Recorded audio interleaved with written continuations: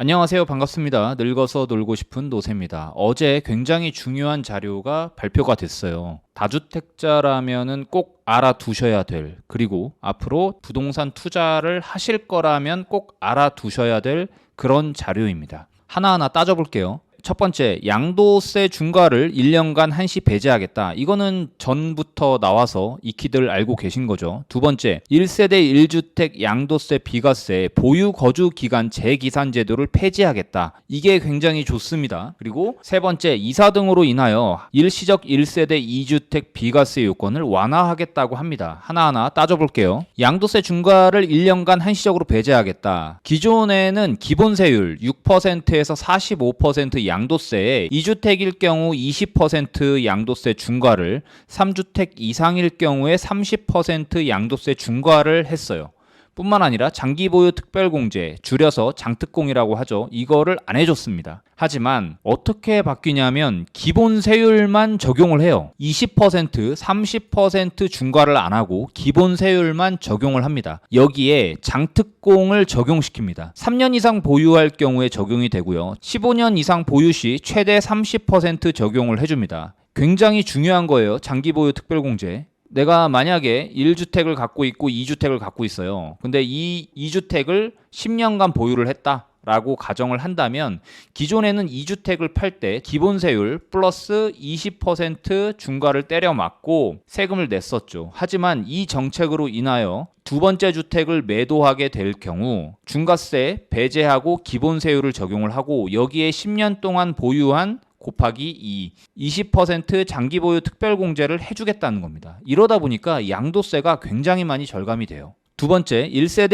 1주택 양도세 비과세 보유거주 기간 재기산 제도 폐지하겠다고 합니다. 이게 뭐냐면 양도세 비과세 혜택을 받으려면 1세대 1주택 비과세 요건을 충족을 해야 되는데 비과세 요건이 비조정 대상 지역일 경우에는 2년 보유만 하면 되지만 조정 대상 지역 이상일 경우엔 2년 보유 플러스 2년 실거주까지 하셔야 됩니다. 이 검정주택을 갖고 있어요. 3년 동안 실거주를 했고요.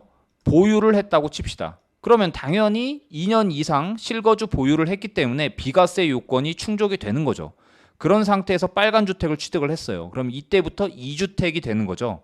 그런 상태에서 2주택을 매도를 했어요. 그럼 이때부터 1주택이 되는 거잖아요. 이렇게 되면 이 검정주택을 언제든 팔아도 실거주했고 보유기간을 마쳤기 때문에 비과세를 해줘야 되는 거였지만 2021년 1월부터 어떻게 변경이 됐냐면 1주택이 된 시점부터 다시 리셋이 되면서 2년 보유, 2년 실거주를 해야 비과세 혜택을 해주게 됩니다. 그러니까 이 빨간 주택을 매도를 하고 1년이 지난 시점에서 검정 주택을 매도를 해봐야 비과세가 안 됐었는데 지금은 이게 리셋이 되면서 언제든 팔아도 이때 실거주 보유기간 즉 비과세 요건을 만족을 해놨기 때문에 비과세를 해주겠다는 거죠. 이것 때문에 굉장히 꼬였었어요. 수강생 한 명 예를 들어 드릴게요. 이 수강생 한 분이 A주택을 보유하고 있어요. 당연히 실거주도 했고 비과세 요건도 충족을 했습니다. 4억에 샀는데 이게 7억 5천까지 갔다고 합니다. 이런 상태에서 B주택을 또 매수를 한 거예요. 이렇게 되면 이때부터 2주택자가 됐잖아요. 앞으로 어떻게 해야 되냐 물어보시더라고요. 이거 두 개 다 팔고 똘똘한 한 채로 가고 싶었는데 만약에 이 상태에서 B주택을 매도를 하게 되면 기본세율 플러스 중과세 20%를 때려 맞잖아요.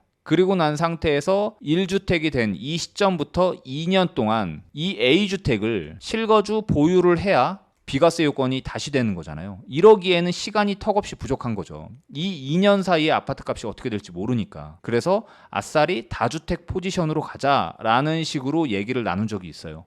그렇지만 이번 정책으로 인하여 B주택을 매도하게 되면은 중과세율 안 맞고 기본세율만 적용이 되고요. B주택을 팔고 A주택을 바로 팔아버리게 되면은 비과세를 받으실 수가 있는 거죠. 그래서 이 두 개 판 돈으로 똘똘한 한 채를 넘어갈 수가 있어요. 이번 정책으로 인해서 전략이 바뀔 수가 있습니다. 그리고 세 번째, 이사 등으로 인하여 일시적 1세대 2주택 비과세 요건이 완화됐습니다. 종전에는 신규 주택 취득일부터 1년 이내에 종전주택을 양도를 하고 세대원 전원이 신규 주택으로 전입신고를 했어야 됐는데 앞으로는 1년 이내에 팔아야 되는 것이 2년으로 완화가 됐고요. 전입 요건이 삭제됐습니다. 예를 들어 드릴게요. 내가 A주택을 소유를 하고 있습니다. 그런 상태에서 B주택으로 갈아타려고 해요. 이렇게 되면 B주택을 매수를 하고 1년 이내에 A주택을 팔아야 되고 전 세대원이 B주택에 실거주를 했어야 됐습니다. 하지만 지금은 B주택을 매수하게 되고 2년 이내에 A주택만 팔면 돼요.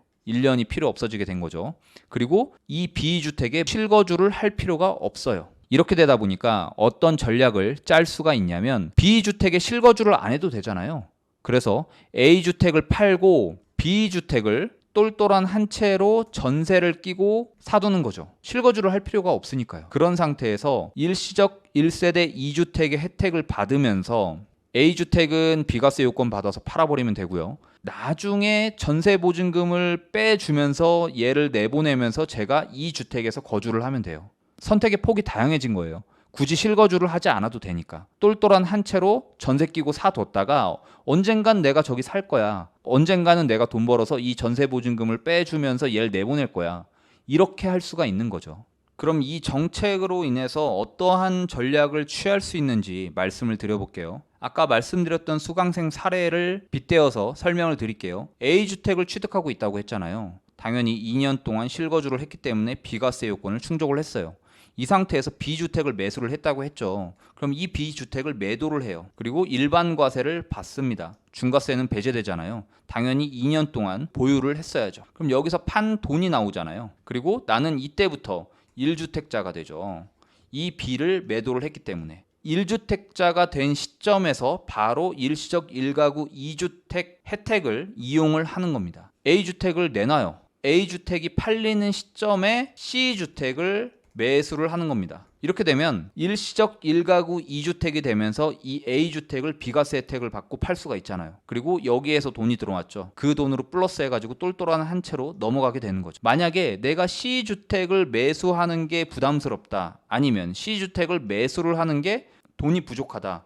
그러면 이거를 전세 끼고 갭 투자로 사두는 거죠. 두 개의 아파트를 비교를 해봐야죠. 어떤 게 더 효율적인지. 정말 똘똘한 한 채다. 내가 정말 살고 싶은 아파트야.